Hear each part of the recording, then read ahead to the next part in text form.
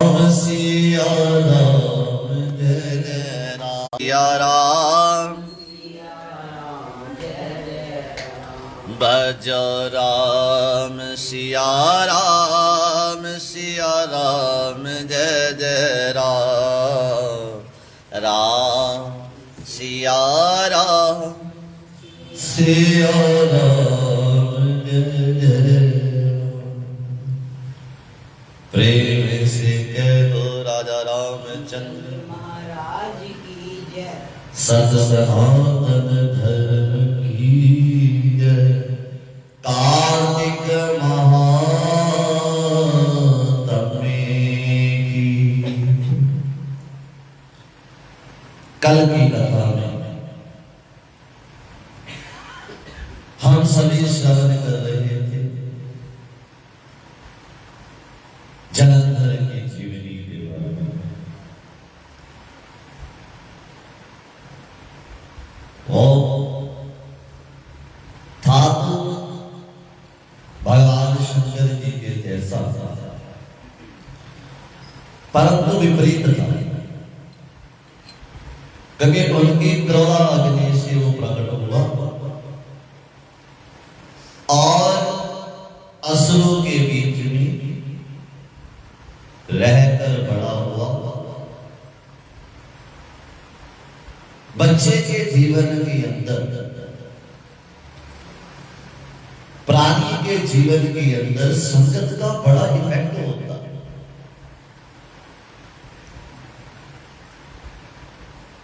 प्राणी की प्रगति के लिए, प्राणी की जीवनी के लिए दो चीजें बड़ी इंपॉर्टेंट होती है। एक है संस्कार और दूसरी है संगति। संस्कार उसे बड़े बुजुर्गों से मिलते हैं, दादा दादी से मिलते हैं, माता पिता से, अच्छे टीचर से मिलते हैं, विद्वान संत से मिलते हैं। और संगत प्राणी आप डिसाइड करते हैं कि उसकी संगत कैसे होगी। अब संगत अच्छी है, घर का वातावरण ठीक नहीं है, तो प्राणी उस संगत के पास ही रहेगा। जैसे भविष्य, घर का वातावरण ठीक नहीं है, भाई आसुरी संपदा वाला अहंकार, तो अपना घर छोड़कर प्रभु के सानिध्य में चले गए। संगत उत्तम अच्छी, प्रभु के सानिध्य में चले गए, प्रभु के शरण में चले गए।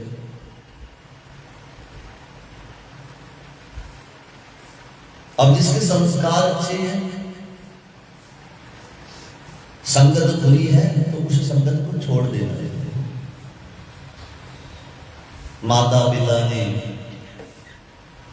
तिलक लगाया, दादा दादी ने अच्छी कथाएं बताई, शिवालय में गया, जल इत्यादि अर्पित किया, परंतु उठना बैठना अच्छा नहीं है उस बालक का, वो बिगड़ेगा ही बिगड़ेगा। उसी प्रकार जलंधर बिगड़ गए। और इतना बिगड़ा कि अपने आप को ही सब कुछ मानकर देवराज इंद्र से युद्ध मोल ले लिया।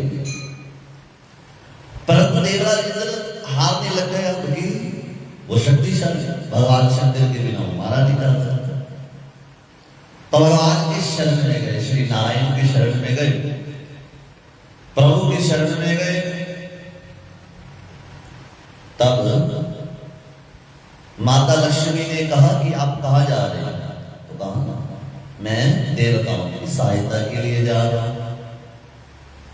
तो कहा आप हनन करो, आप नाश करोगे। तो कहा अगर जरूरत पड़ी तो नाश करना पड़ेगा, क्योंकि मेरे और प्रभु के बीच में तो कोई अंतर है नहीं। जिसका नाश वो कर सकते हैं, मैं भी कर सकता हूं, जिसे वो बचा सकते हैं, मैं भी बचा सकता हूं। अंतर नहीं है, भेदभाव नहीं है। तो कहा आपको पता है जलंधर कौन है? तो कहा मुझे पता है। नहीं आपको नहीं पता। चिंता की इसलिए कहती ना तुम पता नहीं है मेरे बेटिया दे विच मेरी कितनी गलबात है उन्हें कितनी वैभव है। तो ये नोक जो है भगवान कहने लगे मुझे पता है, जैसे कि पुरुष कह रहे थे ना मैंने पता है कि सोरे परिवार में मेरी कितनी नाम है यश है, मैं कोई ऐसा कर्म नहीं करूंगा। फिर भी इसलिए कह रहे थे ना नहीं तुम नहीं पता मेरे बेटिया दे विच की है मेरे भरावां च मेरे मां प्यो च ये तकरार हो जाते हैं ना कई बार। तो हम कहते हैं मतभेद हो जाना चाहिए, कोई बुरी बुराई नहीं है परंतु मन का भेद नहीं होना चाहिए, मन का तकरार नहीं होना चाहिए, शब्दों का तकरार होना चाहिए क्योंकि शब्दों का तकरार हो सकता है।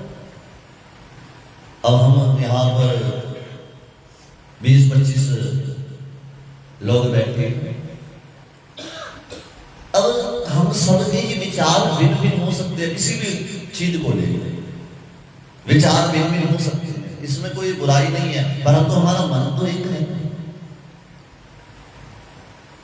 आज भी अगर किसी को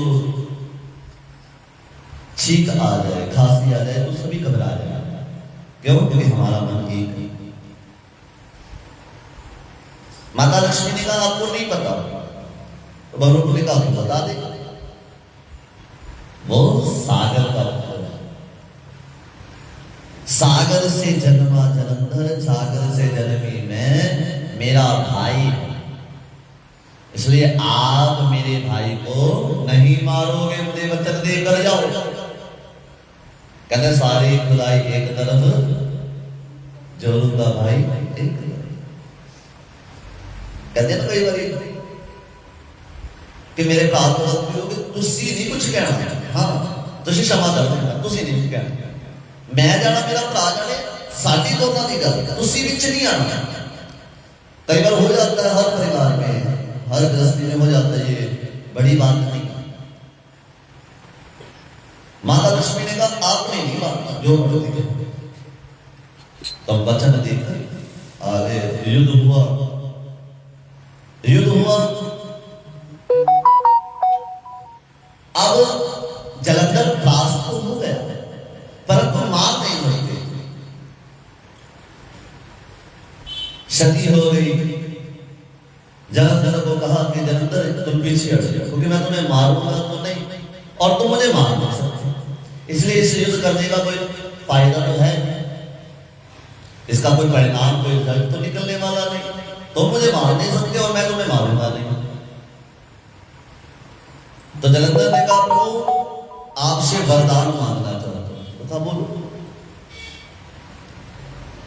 तब मैं पीछे मेरे नारायण भी बोली, कहा कि आप मेरे साथ मेरे घर में चल जाए, तो कहा ठीक है।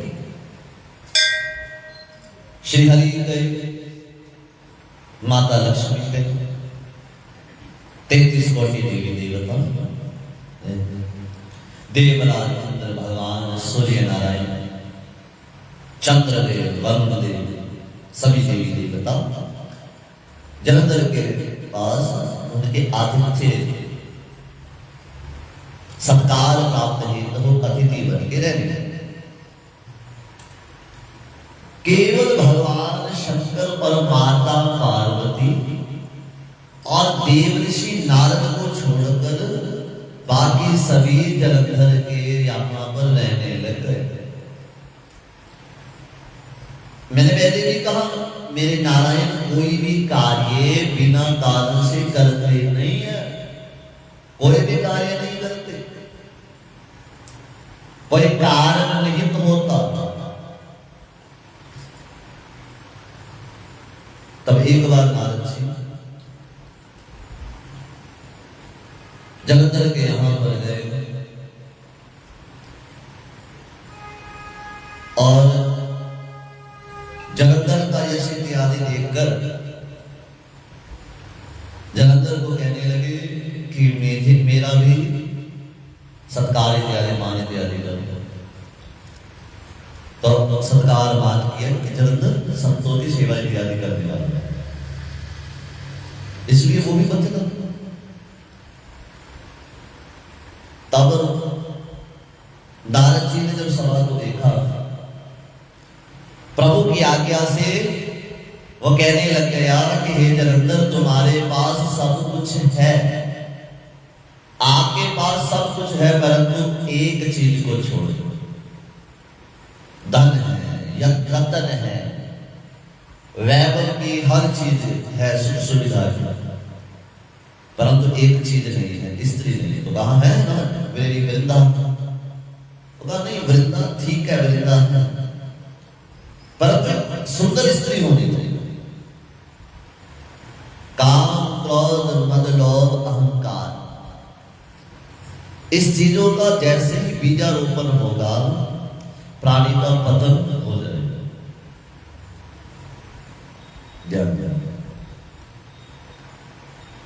आपके पास एक सुंदर चीज नहीं है, जो चीज, जो ऐश्वर्य, जो बहुमूल्य रत्न कैलाश में क्या है, पार्वती नाम की एक स्त्री। उससे सुंदर स्त्री संसार में नहीं है। अगर वो आपके पास होगी तो आपके पास सब कुछ हो जाए। तब राहुल ने ये सुनकर जलंधर को कहा कि मैं जाता हूं आपके लिए उस स्त्री को लेकर आता हूं, मुझे पता कैलाश का पता था, मैं जाऊंगा। तो जलंधर ने कहा हाँ जी जाओ, और उस शिव से कहो कि वो जो बहुमूल्य रत्न है मुझे दे दे, नहीं तो तुम्हारा वध कर दो, आपका तुम्हारा वध कर दो। भगवान श्री हरि की लीला से ये सब कार्य हो रहा था।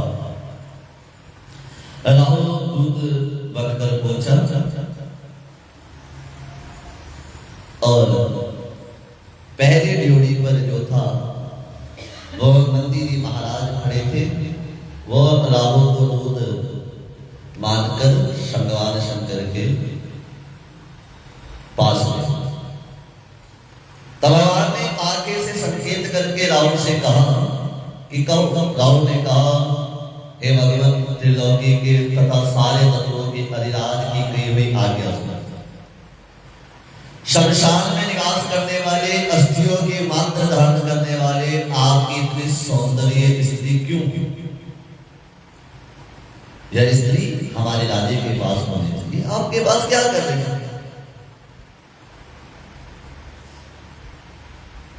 अब नाना प्रकार से भगवान शंकर को अब शब्द बोले, आपके सामने आपके इष्ट का कोई अपमान करेगा तो आप सभी का फर्ज है उनका जवाब देना, मुंह तोड़ो। प्रभु की निंदा नहीं सुननी चाहिए।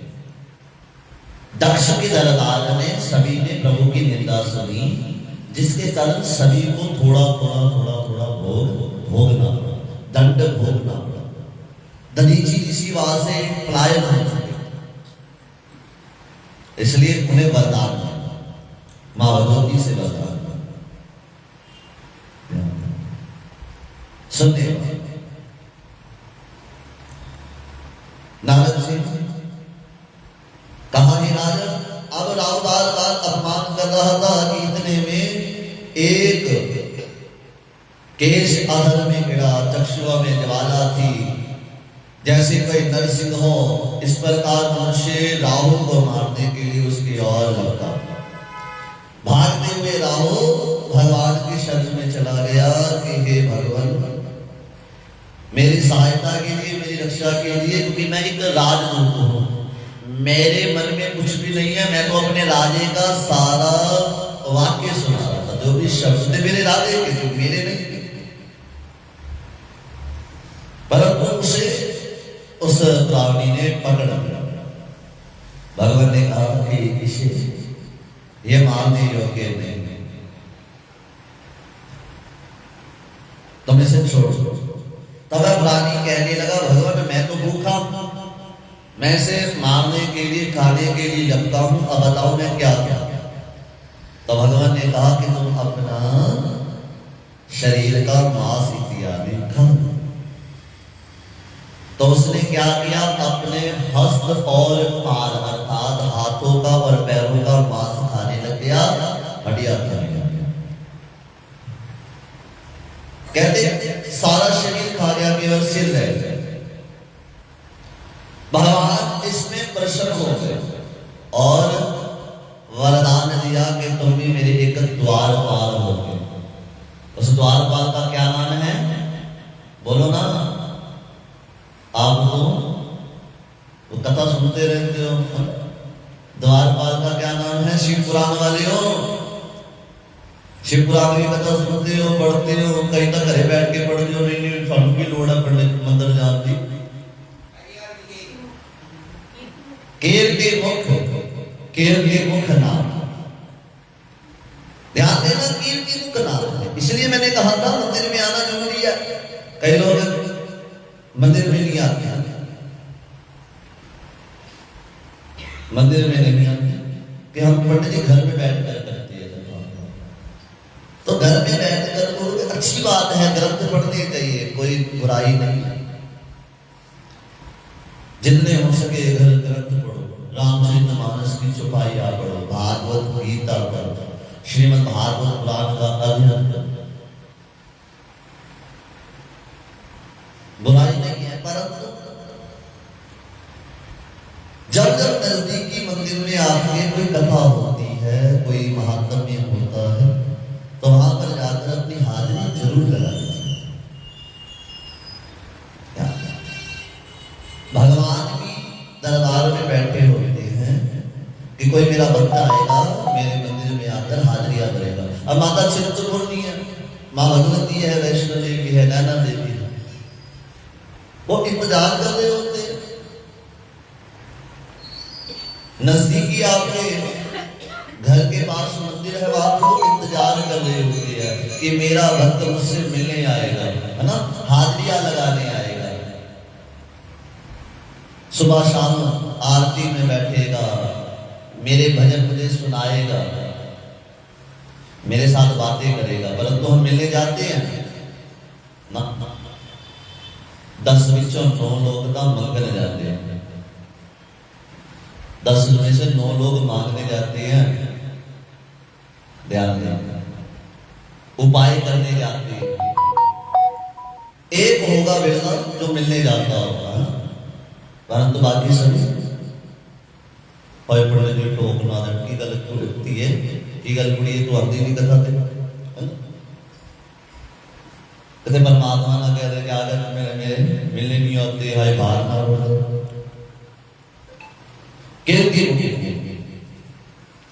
और द्वारपाल। और राहु भी जलंधर के पास गया और जलंधर से कहने लगा कि भगवान शंकर से शत्रुता आप मोल ना। देखिए खाने भोजन का जीवन में बहुमूल्य इफेक्ट होता है। अब राहु की भी गिनती देवताओं में होने लगे। जब हम नवग्रह मंडल का पूजन करते तो राहु का और केतु का भी साथ में पूजन करवाते, हम उनका देव पूजन करते हैं ना, यज्ञ में आहुतियां डलवाते हैं, जिससे उनकी देवताओं में प्रगति होने लगे, भगवान शंकर को पूजने लगे। भोजन का बड़ा इफेक्ट होता है, जैसा खाओ अन्न वैसा हो जाए मन में, इसलिए अच्छा खाना चाहिए, अच्छा बोलना चाहिए। शुक्राचार्य ने भी रोका कि भगवान शंकर हमारे इष्ट है, उनसे युद्ध मोल नहीं लेना, परंतु जलंधर नहीं माना, जलंधर नहीं माना और नाना प्रकार से सेना लेकर भगवान शंकर जी के यहां पर नाना प्रकार से युद्ध किया।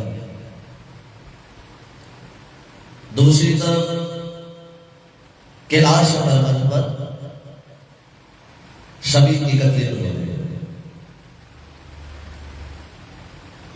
नंदी, भृंगी, कार्तिकेय, वीरभद्र, ये सभी युद्ध के लिए आतुर हो रहे क्योंकि जलंधर ने आक्रमण कर दिया और देवता भी इनके साथ हो लिए। एक तरफ गण और देव, दूसरी तरफ हजारों लाखों करोड़ों की संख्या में राक्षसों की सेना। तत्पश्चात शंकर जी की सेना, दैत्य सेना का प्रचंड घोर युद्ध। उस युद्ध में ढोल, शंख, मृदंग, रथ, घोड़े, हाथियों और योद्धाओं में इतना महाशोर हुआ कि पृथ्वी भी कांपेमान। आकाश, मूसल, शक्ति, तामर, तीर, परसे आदि हथियारों से ऐसा परिपूर्ण हो गया जैसे बलदाई। मारे हुए हाथी, घोड़े, रथ, पैदल सैनिकों से भूमि ऐसे शोभ्यमान थी जिस प्रकार वज्र सहित शीश खत्म होता है। दैत्यों से मारे हुए देवताओं और देवताओं से मारे हुए दैत्यों के द्वारा उनके रुधिर मास के द्वारा पृथ्वी पर चिरना भी दुष्ट। शुक्राचार्य मरे हुए दैत्यों को फिर मृत संजीवनी मंत्र से जीवित कर दिया। ऐसा देख देवगण भयभीत होकर शंकर जी के पास गए और सर्वनाम बता दिया। तत्पश्चात शंकर जी के मुख से एक डरावनी ताल गंगा गुफा की तरह मुंह था जिसका अपने स्तनों के द्वारा पेड़ों को नष्ट करती हुई कृत्या वह कृत्या 7 दानों को नष्ट कर शुक्राचार्य को योनि में लेकर अंतर ध्यान। अब शुक्राचार्य अंतर ध्यान हो गए। अब मृत संजीवनी मंत्रों से वो देवताओं के हाथों से मारे हुए राक्षसों को जीवित नहीं कर पा रहे। वो जीवित नहीं कर पा रहे थे। नारद जी बोले कि गणेश जी को देखकर दुर्बल शुभादि अपनी जोड़ी मिलाकर संग्राम के लिए दौड़े। काल ने भी नामक राक्षस नंदी से शुभ गणेश से शुभ कार्तिकेय से युद्ध करने के लिए दौड़े। कितने ही गणेश जी को शुभ और कार्तिकेय काल ने भी दोनों त्रिविधेयों से छेद दिए जैसे कोई हाथों की भालों से मार रहा है। गणेश जी को संकट में देखकर वीरभद्र दौड़े जो करोड़ भूतों के साथ में लिए हुए और वीरभद्र का पीछा करते हुए कुष्मांड, भैरव, वेदार, योगनिया, पिशाच, डाकनी, शाकनी आदि सभी भाग गए। भूत भी खेलते कूदते दानव सेना का भक्षण करने लगे। अप्सराओं का मृत्यु होने लगा। तब नंदी ने 7 बाणों से काल में भी के असुर को मार दिया और एक बाण से चालक को भी मार दिया। अब घोर युद्ध हो रहा था। घोर युद्ध हो रहा था। दूसरी तरफ युद्ध स्थान से वेश बदल गया। जो जलंधर था माता पार्वती के कक्ष में जाने आया। जलंधर ने भगवान शंकर के रूप में अपने कहते वेश को बदल दिया और माता पार्वती के कक्ष में जाने लगे। ध्यान देना, यहां पर जलंधर को नहीं पता था कि माता पार्वती उसकी परछाई से उसे पहचान रही। ध्यान देना, ये नियम होता है। तभी तो कहते हैं ध्यान में, योग में, तप में बड़ी शक्ति होती है। ये आपके मन के विकारों को पहले ही दूर कर देते हैं। भगवान श्री राम पीठ करके बैठे थे जब रावण मर गया ना, तो पीठ करके एक शिला पर बैठे और अपने आंसुओं को रोक रहे थे। क्योंकि रावण था तो उनका पार्षद ही जय विजय में थे। ध्यान देना, दो पार्षद जय विजय, जिसे सनत कुमारों ने श्राप दिया, पहले हिरण्याकश्यप हिरण्याक्ष बना, फिर कुंभकर्ण रावण बना। ध्यान देना, अब अपने आंसुओं को दबा रहे थे क्योंकि पार्षद मर गया। वैसे भी रावण बड़ा धर्मात्मा, भगवान राम को भी दुख हुआ। जब पीछे से मंदोदरी आई, मंदोदरी की परछाई प्रभु के पास पड़ी तो प्रभु उठ गए। मंदोदरी के स्पर्श करने से पहले ही उठ गए। तो कहा प्रभु आपने कैसे पहचान लिया? तो माता माता कहकर प्रभु ने हाथ जोड़ा। तो कहा मुझे माता क्यों कह रहे हो? आपने एक राजा का वध किया है इसलिए मुझे रानी बना लीजिए। तो कहा ना, वह एक धर्मात्मा राजा है, हमारे आदमी आदरणीय है, हमारी एक तरह के बड़े बुजुर्ग हैं, इसलिए आप हमारे लिए आदरणीय है। यही कारण माता पार्वती ने जलंधर को पहचान लिया। जब जलंधर रूप बदल के आया, भगवान शंकर बदल के आया, फिर भी उनके आने से पहले केवल परछाई को देखकर दूर से ही पहचान लिया। और जलंधर की इतनी हिम्मत नहीं हुई कि वो माता पार्वती के समक्ष आ सके, क्योंकि वो तेज बड़ा है। वो तेज बड़ा।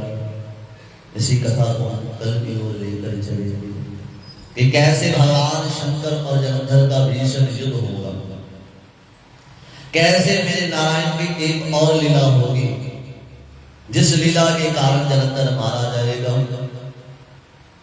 जलंधर भगवान शंकर के इस भीषण युद्ध को और किस प्रकार तुलसा महारानी मेरे नारायण को, मेरे ठाकुर को प्रिय हुई, हम कल की कथा में श्रवण करेंगे। बोले कार्तिक माता में